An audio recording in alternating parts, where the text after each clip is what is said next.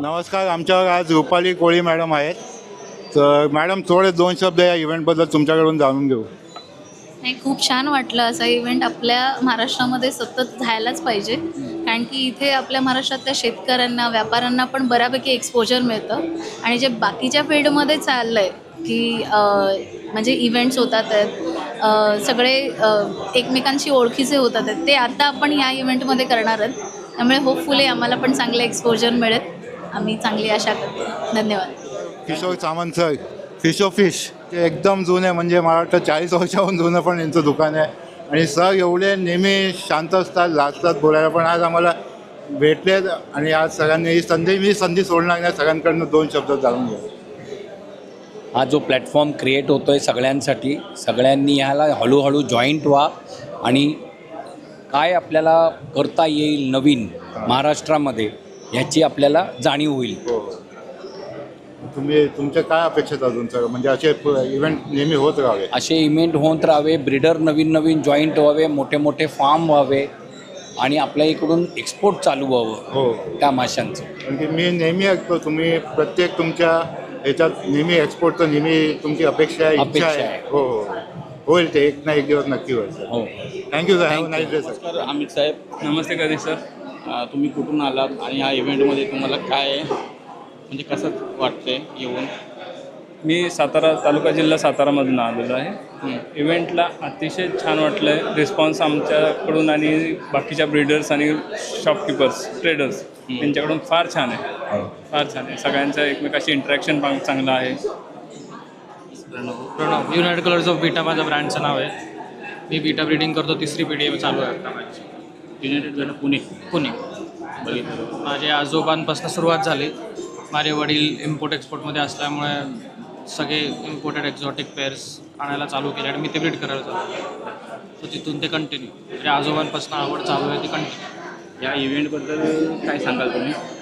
आता मी first time हा event, आत्ता फर्स्ट टाईम येतो मी या इव्हेंटमध्ये. आता जरा सगळं बघितलं कीच कळेल कसं काय. थँक्यू. सर तुम्ही कुठून आलात? नमस्कार, माझं नाव मिलिंद परब. मी आलो आहे ठाण्यावरनं, पण माझं इथे रत्नागिरीमध्ये पण बंगलो आहे. तिकडेही माशांचा सेटअप आहे आणि थोडी माहिती करून घेण्यासाठी आलो आहे. बरीच वर्ष टचमध्ये नाही आहे, म्हणजे जवळजवळ 40 वर्ष या क्षेत्रात आहे ब्रिडिंगच्या. मध्ये टच सुटला आहे कारण जॉबमुळे. तर आता म्हटलं जुन्या मित्रांना पुन्हा भेटू आणि मार्गदर्शन घेऊ. नॉलेज पण शेअर होणार त्याच्यामध्ये. काय म्हणता? बरंच काही नॉलेज पण शेअर होणार एक दुसऱ्याकडून. हो हो, नॉलेज शेअरिंगसाठीच तर जमलो आहोत इतकी लोक. ओके, तर प्रत्येकाची थोडं थोडं हे घेऊ, प्लस मायनस काय आहेत ते कळतील आणि एकत्र कसं पुढे जाता येईल याकरता जमलो आहे आपण. तर ते माझ्या मते साध्य केलं पाहिजे आपल्याला. नाही एवढे सारे जण आले आहेत. ब्रीडर पण आहेत त्याच्यात, की ट्रेडर पण आहेत आणि काही हॉबिस्ट पण आहेत. नाही, त्यांचा सगळ्यांचा समन्वय असला पाहिजे. कारण होतं आहे कसं, आता ब्रीडर येत आहेत असं नाही आहे की ब्रीडर येत नाही आहेत, पण रेट्समुळे मध्ये बंद करतात. कारण लोकांना जो रेट हवा आहे तो मिळत नाही. दुकानदार म्हणतो आमचं भाडं आहे, लाईट आहे, Actually पण रेटचं तसं काय ना काय ब्रीडरचं पण आहे ना. रेटचं पण काय ना काय हे केलं पाहिजे. बरोबर. एकत्र समिती स्थापन करून प्रत्येक माशाचा एक स्टँडर्ड रेट तरी ठरवला पाहिजे, जेणेकरून रेट तुटणार नाही आणि लोक मग या बिझनेसमध्ये टिकून राहतील. कारण सस्टेन लोक आज हा पार्ट टाईम बिझनेस म्हणून बघण्याऐवजी मेन बिझनेस जर बघितला तरच हे क्षेत्र जरा पुढे येईल.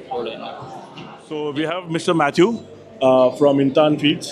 So Mr. Good morning. Matthew, could you please tell me something about this event? What is happening and how it is going to help? So this is a meet for the ornamental fish breeders, one of a kind, first time in India. We thank the organizers, the committees for having this opportunity for everyone to come together, learn something more of their trade and meet people.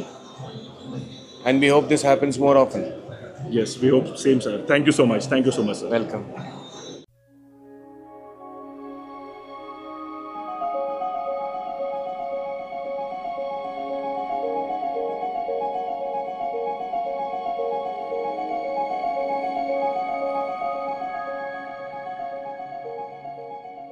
आपला काही जे हे आहेत ते cancel केले आहेत आपण, कारण प्रत्येकाला कोणाची ट्रेन आहे, तर आपण शेवटचा जो आपला चर्चासत्र आहे ते चालू करू आणि मग आपला तर सरांना सांगतो ह्याचं हे घ्यायला. थँक्यू. सकाळी आपण 9:30-10 पासून हा आपला 1 दिवसीय कार्यशाळा जी आहे त्या कार्यशाळेला सुरुवात केली. याची सुरुवात जवळजवळ 1 वर्षापूर्वी झालेली आहे. ही संस्था रत्नागिरी शोभिवंत मत्स्य शेतकरी संस्था ही स्थापन करण्याकरता मी, फहद भाई आणि आमचा राकेश यांच्या, खरं राकेश आणि फहद भाई आम्ही 2007 पासून एकत्र काम करतो. सुरुवातीला आम्ही खाण्याचे मासे या विषयावरती काम करत होतो. खाण्याच्या मास्यावरनं हळूहळू आम्ही शोभिवंत माशांकडे आलो आणि शोभिवंत माशांमध्ये सुद्धा आपल्याला खूप काम करण्यासारखं आहे हे लक्षात आल्यानंतर आपण सगळ्यांनी एकत्र आलं पाहिजे याकरता या संस्थेची सुरुवात करायची ठरली. सुरुवातीला वाटलं की आपण फक्त रत्नागिरी जिल्ह्याकरता करायची, आणि सुरुवात करायची म्हणजे काहीतरी पाहिजे, तालुका पाहिजे, जिल्हा पाहिजे. तर रत्नागिरी जिल्हा डोळ्यासमोर ठेवून या संस्थेचे रजिस्ट्रेशन करताना आम्हाला 12 लोक सुद्धा मिळत नव्हते. किती रजिस्ट्रेशन करायचं असतं त्यावेळेला 12 लोक लागतात. आज 1 वर्षानंतर आपल्या हॉलमध्ये जवळजवळ 180 लोक आहेत.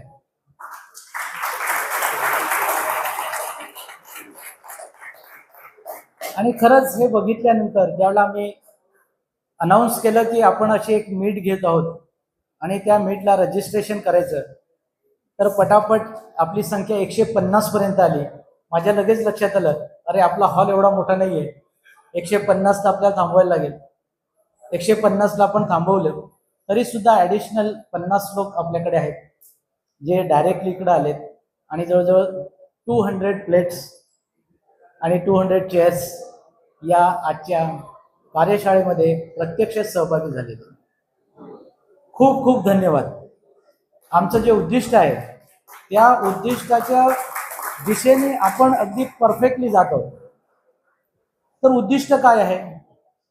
रत्नागिरी ऑर्नामेंटल शोभिवंत मत्स्य शेतकरी संस्था ही स्थापन करत असताना एकमेव उद्दिष्ट होतं की आपल्यातले सगळे डिफरन्सेस बाजूला ठेवून आपण सगळे पॅशनेट लोक आहोत.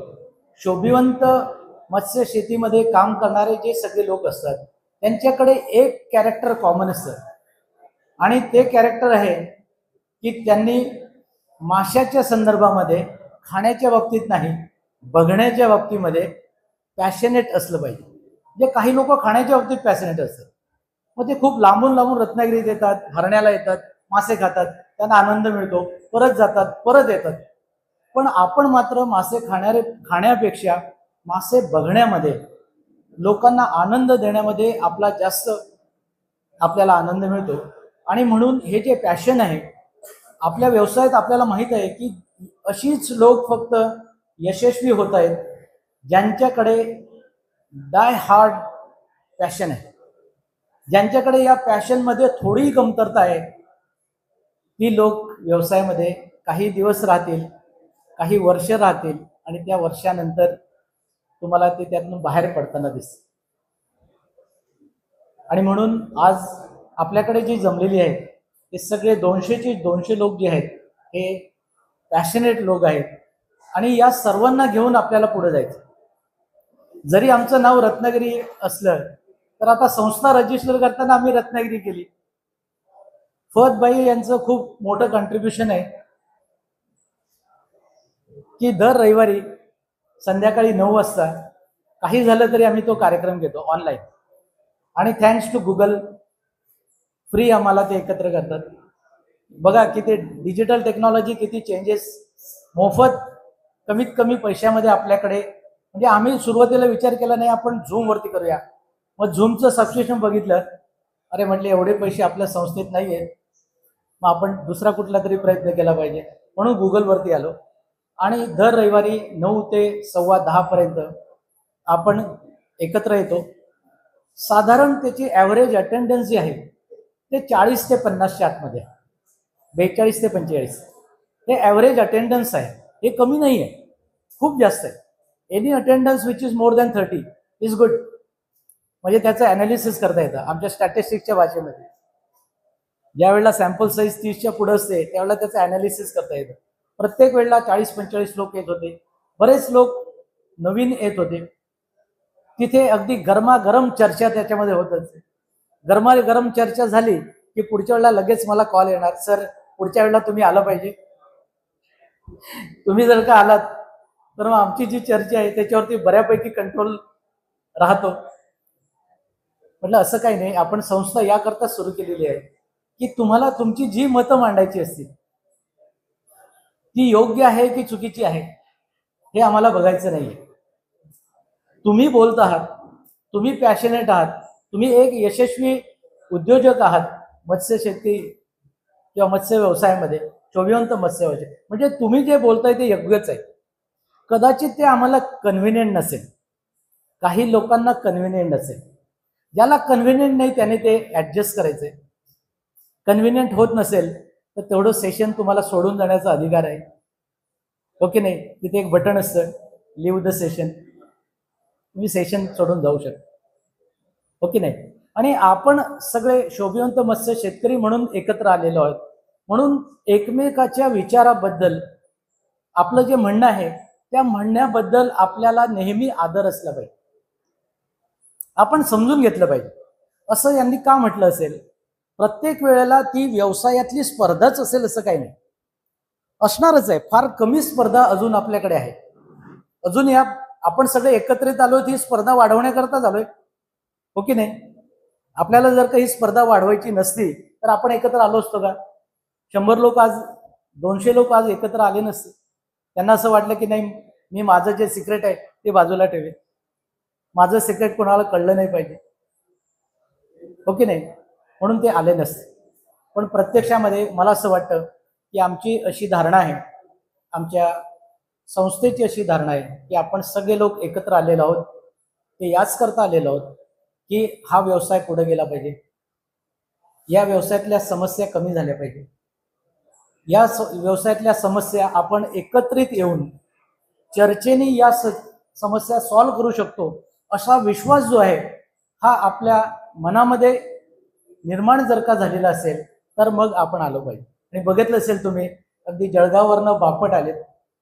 खूप मला म्हणजे खूप भरून येतं मला कधी तरी, एवढ्या लांबून जळगाववरनं ते येते. मला माहिती आहे 850 किलोमीटरचे अंतर आहे. सोलापूरवरनं आलेत दादा आणि विनायक, हे सोलापूरवरनं आलेत. अलग अलग खूप लांबून लांबून लोक आले. कर्नाटकमधून काही आलेले. आम्ही याला राज्यस्तरीय म्हटलं तर राज्य म्हणजे महाराष्ट्र. या आपल्या कार्यशाळेला आम्ही राज्यस्तरीय कार्यशाळा म्हटली म्हणजे अपेक्षित हे होतं की महाराष्ट्रातील फक्त शेतकरी असतील. पण आज जर का बघितलं तर गोव्यावरनं शोभिवंत मत्स्य शेतकरी आलेले आहेत, आंध्रवरनं आलेले आहेत, कर्नाटकमधून आलेले आहेत. कर्नाटकमधून जे आले बेळगाववरनं, ते काल आम्ही चर्चा करत होतो बराच वेळ. आज संध्याकाळी पदबाईंशी बोलताना आमची चर्चा झाली की कदाचित एक दिवस आपल्याला कमी पडतो. एका दिवसामध्ये आपली फक्त तांत्रिक चर्चा होते, पण व्यावसायिक जो अतिशय महत्त्वाचा घटक आहे की तुमची आमची एकमेकाची ओळख झाल्यानंतर किंवा आपली एकमेकाशी ओळख झाल्यानंतर यातून व्यवसाय पुढे जाण्याकरता काय चर्चा होऊ शकते, that is called a business meet. तर पुढच्या वर्षीची आपली जी मीट असेल, आता आपण ठरवलंय, मी ठरवलंय असं नाही सांगत आहे, आपण सर्वांनी असं ठरवलंय की पुढच्या वर्षीपासून आपण दरवर्षी एकत्रित येणार आहोत, मीट घेणार आहोत. पुढच्या वर्षीची मीट कदाचित आपण 2 दिवसाची घेणार आहे. त्याचं प्लॅनिंग करत असताना, त्याचं नियोजन करत असताना पहिला दिवस हा या क्षेत्रामध्ये आधुनिक काय घडत आहे, नवीन तंत्रज्ञान कुठले येत आहे, what are the recent developments, यामध्ये काय काय आहेत हे आपण पहिला दिवस त्याच्यामध्ये ठेवू. आणि दुसरा दिवस आपण बिझनेस इंटरॅक्शन्स. अगदी मोठमोठ्या कॉन्फरन्सेसमध्ये ज्या पद्धतीने बिझनेस बूथ असतात, प्रत्येकाची नावं असतात, प्रत्येकाची टेबलला दिलेलं असतं, एक्सचेंज ऑफ इन्फॉर्मेशन होते, एक्सचेंज ऑफ डेटा होत असतं आणि नंतर त्यांचा व्यवसाय वाढत असतो. असं 2 दिवसाची मीट आपण पुढच्या वर्षी आपण घेणार आहोत. आपण असं ठरवलंय की दरवेळेला आपण 10 जुलै हा जो दिवस आहे हा खूप महत्त्वाचा दिवस आहे. आपल्या देशामधली मत्स्य व्यवसायामधली जी क्रांती आहे ती क्रांती होण्याकरता हा 10 जुलैचा दिवस आहे. 10 जुलै या दिवशी पहिल्यांदा हिरालाल चौधरी यांनी माशाला इंजेक्शन दिलं आणि इंजेक्शन देऊन प्रजनन करता येतं हे त्यांना कळलं. बाहेरच्या देशामध्ये करत होते, परंतु आपल्या देशातील मासे म्हणजे कटला, रोहू, मृगल हे मासे होतात काय? आज हेच तंत्रज्ञान आपण शोभिवंत माशामध्ये सुद्धा वापरतो. कोळी कार्प करता तर आपल्याला वापरायला लागतं काही वेळेला. तर हे जे तंत्रज्ञान आहे हे या तंत्रज्ञानाने खूप मोठा बदल भारताच्या मत्स्य व्यवसायामध्ये केलेला आहे. आज आपलं जे 16 मिलियन मेट्रिक टन हे उत्पादन आहे, या 16 मिलियन मेट्रिक टन पैकी 12 मिलियन मेट्रिक टन म्हणजे 12 दशलक्ष टन एवढं उत्पादन गोड्या पाण्याचं आहे. आणि एवढं उत्पादन होण्याचं एकमेव कारण 10 जुलैला त्यांनी दिलेलं एक इंजेक्शन. आणि म्हणून हा दिवस आपण सर्वांनी पुढच्या वर्षीपासून, पुढच्या वेळेला कोणी सांगणार नाही, अनाऊन्समेंट फक्त होईल, 10 जुलैला परत एकदा रत्नागिरीला यायचं आहे आणि परत एकदा मीटला यायचं. हा झाला आपल्या या आजच्या कार्यशाळेच्या संबंधामध्ये असलेली त्याची पार्श्वभूमी. भविष्यामध्ये आपण काय करणार आहोत. आता ही जी संस्था आहे रत्नागिरी शोभिवंत मत्स्य शेतकरी संस्था, ही जरी याच्यात नाव रत्नागिरी असलं तरी सध्या तरी फंक्शनिंग आपण पूर्ण राज्यभर करतो आहोत. आमचा विचार आहे की याच्या नावामध्ये थोडं अमेंडमेंट करायचं आहे आणि महाराष्ट्र शोभिवंत मत्स्य शेतकरी संघटना किंवा सोसायटी असं त्याचं नाव असेल. ही जी सोसायटी आहे ही सोसायटीज ॲक्ट खाली रजिस्टर्ड आहे. त्यामुळे दरवर्षी आम्हाला त्याचे अकाउंट्स, सगळ्या अमेंडमेंट्स हे धर्मदाय आयुक्तांकडे सबमिट करणं आवश्यकच. खरं तर ओरिजिनल आयडिया आमची अशी होती की आम्ही FFPO स्थापन करायला पाहिजे, म्हणजे फार्मर्स प्रोड्युसर ऑर्गनायझेशन. म्हणजे शोभिवंत मत्स्य शेती करणारे जे शेतकरी आहेत, जे उत्पादक आहेत, मग ते ब्रीडर असतील, ट्रेडर असतील, मासे वाढवणारे लोक असतील आणि विक्री करणारे असतील, या सगळ्यांना एकत्रित करून आपण एक फार्मर्स प्रोड्युसर ऑर्गनायझेशन काढली पाहिजे. कंपनी ॲक्टमध्ये एक अमेंडमेंट झाली आणि या अमेंडमेंटमुळे शेतकरी आता एकत्रित येऊन आपल्याकरता कंपनीसारखं काम करू शकतात, असा त्या पाठीमागचा कॉन्सेप्ट आहे. 2 अशा FFPO चालवण्याचा अनुभव हा आमच्या कॉलेज ऑफ फिशरीज करता आहे. काल आपण बघितलं असेल की रत्नागिरी जिल्ह्याकरता एक FFPO आम्ही स्थापन केलेली आहे, ती मच्छीमारांची आहे, सागरी मासेमारी करणाऱ्यांची. दुसरी आमची FFPO ही रायगड जिल्ह्यामध्ये आहे आणि रायगड जिल्ह्यातले जे मच्छीमार आहेत साधारणपणे 275 मच्छीमार तिथं आहेत, 350 मच्छीमार रत्नागिरी जिल्ह्यातले आहेत. या सर्वांना एकत्रित घेऊन त्यांना काही छोटे छोटे बिझनेस मॉड्यूल्स देऊन प्रत्यक्षात हे बिझनेस मॉड्यूल त्यांचा व्यवसाय करून ॲडिशनली आपण करून त्यांचं जे उत्पन्न आहे हे आपण वाढवू शकतो. त्याच्यामध्ये फॉरवर्ड लिंकेजेस, बॅकवर्ड लिंकेजेस या दोन्ही क्लब करून त्यांना आपण कशी मदत करू शकतो, त्यांचा व्यवसाय पुढे कसा जाऊ शकतो, असा त्यामध्ये कॉन्सेप्ट आहे. तर ही फार्मर्स प्रोड्युसर ऑर्गनायझेशन जी आहे ही आपल्या शोभिवंत मत्स्य शेतकऱ्यांची महाराष्ट्र लेवलची म्हणजे राज्यस्तरीय, कारण जिल्हास्तरीय याला करायचं झालं तर एका जिल्ह्यामध्ये तुम्हाला 100 शोभिवंत मत्स्य शेतकरी पाहिजेत. आपल्याकडे एवढी संख्या सध्या एका जिल्ह्यामध्ये उपलब्ध नाही. कदाचित काही वर्षानंतर होईल, ज्यावेळेला आपण सातत्याने काम करू, नवीन लोक यामध्ये येतील, त्यावेळेला आपली संख्या वाढेल. परंतु सध्या तरी आपल्याला ती करत असताना राज्यस्तरीय FFPO आपण करू शकतो. या FFPOचा फायदा काय होईल तुम्ही म्हणाल सर हे का केली पाहिजे. याच्यामध्ये प्रश्न असा येऊ शकतो की आपण का केलं पाहिजे. ही जी संस्था यामध्ये करता येत नाही काय, त्यामध्ये थोडी डिफिकल्टी आहे. ही जी संस्था आहे ही सोसायटीज ॲक्ट खाली केलेली आहे, त्याच्यामुळे याचं स्वरूप हे धर्मदाय आयुक्त याची जी उद्दिष्ट असतात त्या खाली असते. पण आपल्याला व्यवसाय करायचा असेल किंवा काही बिझनेस मॉड्यूल्स आपल्याला इम्प्लिमेंट करायचे असतील तर मग आपल्याला FPOकडे जाण्याशिवाय पर्याय नाही. फार्मर्स प्रोड्युसर ऑर्गनायझेशन आपण जर का चांगलं काम करू शकलो 2 ते 3 वर्ष तर याकरता शासनाच्या मार्फत सुद्धा आपल्याला काही मदत जी आहे ती इक्विटी ग्रँटच्या संदर्भामध्ये, आता आपल्याला माहित आहे बरेच लोक आपले कंपनी करत असतात तर इक्विटी ग्रँटचा सपोर्ट आपल्याला मिळू शकतो, मॅनेजमेंट कॉस्टचा आपल्याला याच्यामध्ये सपोर्ट मिळू शकतो. आणि पाठी जर सगळ्यांनी शांत बसाल, अतिशय महत्त्वाचा टॉपिक आपला भविष्याच्या पॉईंट ऑफ व्ह्यू आपण करतो. येस हां हां ज्यांच्याकडे रूम्सच्या चाब्या असतील त्यांनी रूम्सच्या चाब्या हँडओव्हर केल्या तर बरं होईल. यावेळेला तुमची राहण्याची थोडी अडचण झाली आहे मला कल्पना आहे, पण कोणीही तक्रार केली नाही, ही त्यातली खूप चांगली गोष्ट आहे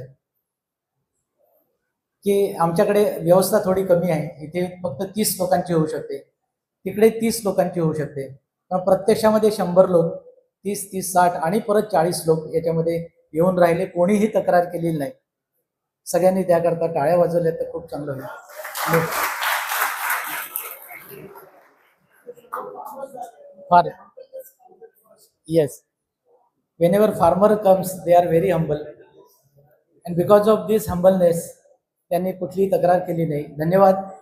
कदाचित पुढच्या वेळेला तुम्हाला तक्रार करण्याकरता आपण कमीत कमी संधी किंवा तक्रार नाहीच आहे आता, पण यापेक्षा चांगली व्यवस्था आपल्याला करता येईल काय हेही आपल्याला बघता येईल.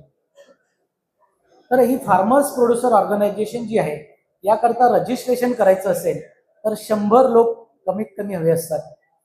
100 पेक्षा कमी जर का असतील तर आपण रजिस्ट्रेशन करू शकत नाही. म्हणून रजिस्ट्रेशन करण्याकरताच 100 लोकांची आवश्यकता आहे. आपण सर्वांनी, मला वाटते आपल्या सर्वांची युनॅनिमस डिसिजन ही आहे की आपण FFPO करता गेलं पाहिजे. आपण एक प्रयत्न करून बघूया. फार तर काय होईल आपण अयशस्वी होऊ, पण माझ्याकडे म्हणजे माझ्याकडे वैयक्तिक नव्हे, आपल्या सगळ्यांकडे एवढ्या चांगल्या स्ट्रेंथ आहेत की यातनं आपण यशस्वी होऊ शकतो. सध्या 2 संस्था चालवण्याचा आमचा अनुभव आहे, त्यातनं सुद्धा अतिशय तळागाळातली जी लोक आहेत ती आमच्यासोबत काम करत आहेत, त्यांच्या उत्पन्नामध्ये वाढ झालेली आपल्याला दिसून येत आहे. तर आपण तर त्यांच्यापेक्षा कितीतरी एज्युकेशन वाईज खूप हाय लेवलला आहात. तंत्राच्या बाबतीमध्ये आपण त्यांच्यापेक्षा खूप ॲडव्हान्स याच्यामध्ये आहात. तर आपण सर्वांनी एकत्रित येऊन ही फार्मर्स प्रोड्युसर ऑर्गनायझेशन जी आहे ही जर का आपण स्थापन केली तर याला नोंदणी करण्याकरता 100 लोकांची आवश्यकता आहे. आपण कृपया त्याची कन्सेंट द्या. याचा जो इक्विटी शेअर असेल, प्रत्येक FPOला इक्विटी शेअर्स असतात, प्रत्येकाने ते शेअर्स घ्यायचे असतात. कुठल्याही एका माणसाला 10% जास्त शेअर्स देता येणार नाही आणि प्रत्येकाचा एक जो शेअर आहे तो 2000 रुपयाचा असेल. तर भविष्यात आपल्याकडे कदाचित अनाऊन्समेंट पतबँकच्या मार्फत ती आपल्याकडे येईल की आपण अशी एक FFPO तयार करत आहोत. या FFPO करता, FFPO म्हणजे fish farmers producer organization, fish farmers producer organization ही, याला इक्विटी शेअर्स असतात. याचा संपूर्ण कारभार जो आहे हा कंपनीप्रमाणे चालत असतो. परंतु कंपनीप्रमाणे चालत असताना सुद्धा शेती म्हणून जे फायदे असतात, शेती म्हणून आपल्याला जे फायदे मिळत असतात ते या संस्थेला मिळत असतात. तुम्हाला माहिती आहे शेतकऱ्याला काय काय फायदे मिळत असतात, ओके नाही? कारण आपल्या सर्वांची इच्छा होती की शोभिवंत मत्स्य शेतकऱ्याला सुद्धा शेतकरी म्हटलं जावं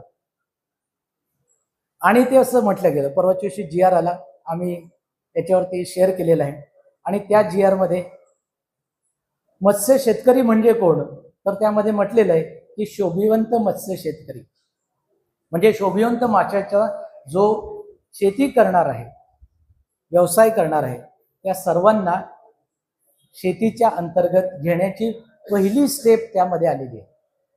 खूप वेळ आहे अजून, आपल्याला खूप सारे प्रश्न तुमच्या मनामध्ये असणार आहे. याचा फायदा काय होणार आहे, मला कुठे त्याचा फायदा होईल, याची कुठली उत्तरं आपल्याकडे सध्या नाही आहे. आपल्याकडे फक्त एकच स्टेटमेंट आहे की शोभिवंत मत्स्य शेतकऱ्याला आता शेतकरी म्हणून म्हणणार आहात.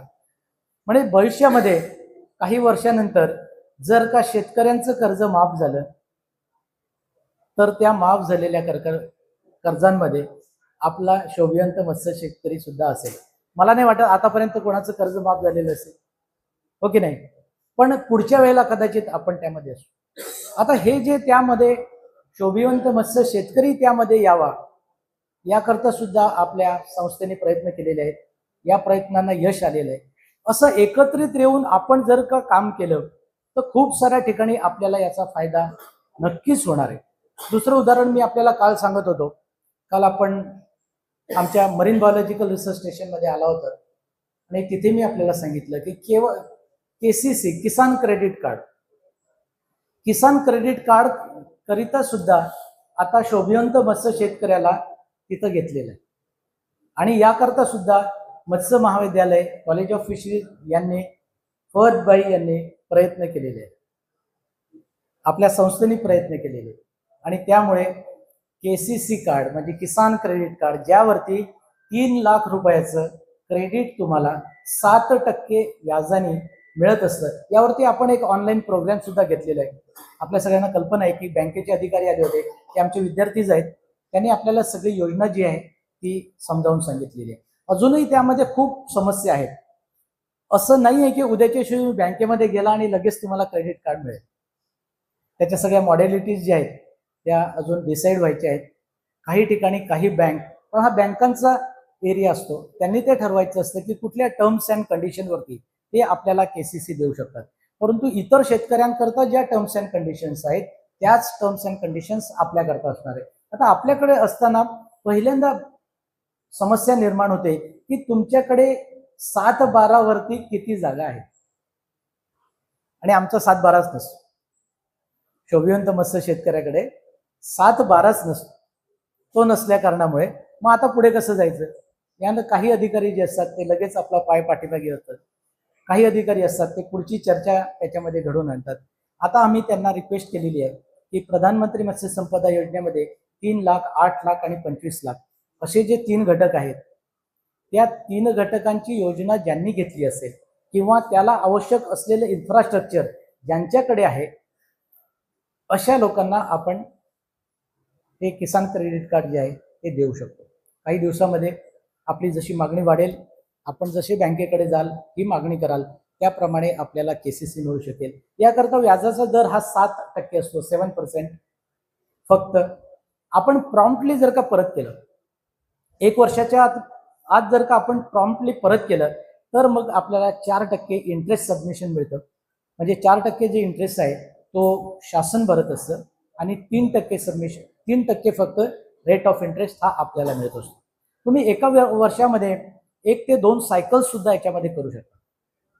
एकाच कर्जाच्या 1 किंवा 2 सायकल्स, आपलं जसं क्रॉप असेल, आपण जसं डिक्लेरेशन देऊ त्या क्रॉप प्रमाणे आपल्याला त्यामध्ये शॉर्ट टर्म करता 1 वर्षाच्या आतमध्ये कर्ज घेऊन परत करण्याकरता किसान क्रेडिट कार्ड आपल्याला मिळू शकतं. ही एक चांगली गोष्ट काही दिवसांपूर्वी, म्हणजे 2 ते 3 वर्षापूर्वी झालेली आहे. ही मी पहिल्यांदा आपल्याला सांगतोय, पण तरी सुद्धा 2 ते 3 वर्षामध्ये याच्या मॉडेलिटीज ज्या ह्या ठरलेल्या नाही आहेत. अजूनही त्याला काही वेळ लागणार आहे, पण नक्कीच आपल्याला काही लोकांना किसान क्रेडिट कार्ड जे आहे हे मिळू शकेल. सुरुवातीला आम्ही रत्नागिरी जिल्ह्याकरता ती योजना इथे सादर केली. त्यानंतर महाराष्ट्र लेवलला पुण्याला आमची मीटिंग झाली, महाराष्ट्र सहकार आयुक्तांच्या इथे. तिथे आम्ही प्रेझेंटेशन दिलं आणि तिथे सांगितलं की शोभिवंत मत्स्य शेतकरी हे सुद्धा शेतकरीच आहे आणि त्याला आपल्याला किसान क्रेडिट कार्ड द्यायला पाहिजे. तर या 2 अचिव्हमेंट्स या आपण सगळे एकत्रित असल्यामुळे या मत्स्य महाविद्यालय, college of fisheries Shirgaon Ratnagiri आणि आपली संस्था जी आहे, या संस्थांनी एकत्रित येऊन काम केल्यामुळे झालेले आहेत. असेच काही फायदे आपण FPO जर का स्थापन केली, FFPO जर का स्थापन केली तर आपल्याला होणार आहे. म्हणजे काय करणार आहे आपण, यामध्ये काय करणार आहोत, 100 लोक एकत्रित आल्यानंतर आपण त्याचे काही बिझनेस मॉडेल्स, छोटे छोटे बिझनेस मॉडेल्स, या 100 लोकांच्या आतमध्ये काही ग्रुप्स केले जातील जे लाईक माइंडेड असतील किंवा लाईक एकसारख्या व्यवसायाचे असतील. समजा डिस्कस ब्रीड करणारे चा ग्रुप, ओके नाही, तर त्यांचा एक ग्रुप असेल, तो असणार आपल्या FFPO मध्येच, परंतु तो जो ग्रुप आहे तो एकत्रितरित्या कुठली तरी योजना बँकेकडे देऊ शकतो. त्यांना मार्केटिंग जर का प्रॉब्लेम असेल, मार्केटिंगची समस्या असेल, तर त्या ठिकाणी आपण एखादा MBA ग्रॅज्युएट सुद्धा त्या लोकांकरता एकत्रितरित्या अपॉइंट करू शकतो. आता मी जर का म्हणजे आपण जर का ठरवलं तर आपण MBA ग्रॅज्युएट अपॉइंट करू शकत नाही आणि त्याची सॅलरी एक 10 लाख रुपयाचं समजा पॅकेज आहे, हे आपण आपल्या व्यवसायातनं देऊ शकत नाही. एवढा आपलं टर्नओव्हर नाही आहे. पण एकत्रितरित्या आपण जर का केलं तर नक्कीच एक ग्रॅज्युएट आपण ठेवू शकतो आणि त्याच्या मार्फत आपल्या सर्वांचा म्हणजे समजा डिस्कस ब्रीडर आहे यांचा सगळ्यांचा व्यवसाय बॅकवर्ड लिंकेजेस आणि फॉरवर्ड लिंकेजेस आपण हँडल करण्याकरता असा रिसोर्स आपण अपॉइंट करू शकतो आपल्या FAPOच्या मार्फत. आता डिस्कस ब्रीडर्स हा जसा एक गट झाला तसा दुसरा आपला गट फक्त गप्पी ब्रीडिंग करणारे आहे त्यांचं होऊ शकतो, किंवा फक्त मार्केटिंग करणारे आहेत त्यांचा गट आपल्याला करू शकतो आणि त्यांना छोटे छोटे व्यवसाय जे आहेत ते या FAPOच्या मार्फत करायचे. संस्थेला जो फायदा होईल, आपल्या या FAPOला जो फायदा होईल त्याचा डिव्हिडंड दरवर्षी आपल्याला डिक्लेअर करायचं. त्याचे अकाउंटिंग आपल्याला करायचे कंपनी ॲक्टप्रमाणे. सगळे अकाउंट्स आपल्याला ठेवायचे. जो काही फायदा होईल तो या संस्थेकडे होणार आहे आणि त्याचं डिव्हिडंड डिस्ट्रीब्युशन हे आपल्या सर्वांना त्यातून होऊ शकतं. तर अतिशय खूप चांगली योजना ही केंद्र शासनाकडनं खूप वर्षापासून इम्प्लिमेंट होते. अजूनही आपल्या मत्स्य व्यवसायामध्ये ती इम्प्लिमेंट झालेली नव्हती. मत्स्य व्यवसायामध्ये गेल्या काही 3-4 वर्षापासून ती इम्प्लिमेंट होते. शोभिवंत मत्स्य शेतीमध्ये करणारे आपण पहिले असू, कदाचित आपण पहिलेच असू की जे शोभिवंत मत्स्य शेतीमध्ये FAPO निर्माण करतील. तर मला असं वाटतं की आपली सर्वांची याकरता नक्कीच परवानगी असेल. काही दिवसातच आपण त्याची डिक्लेरेशन करणार आहोत.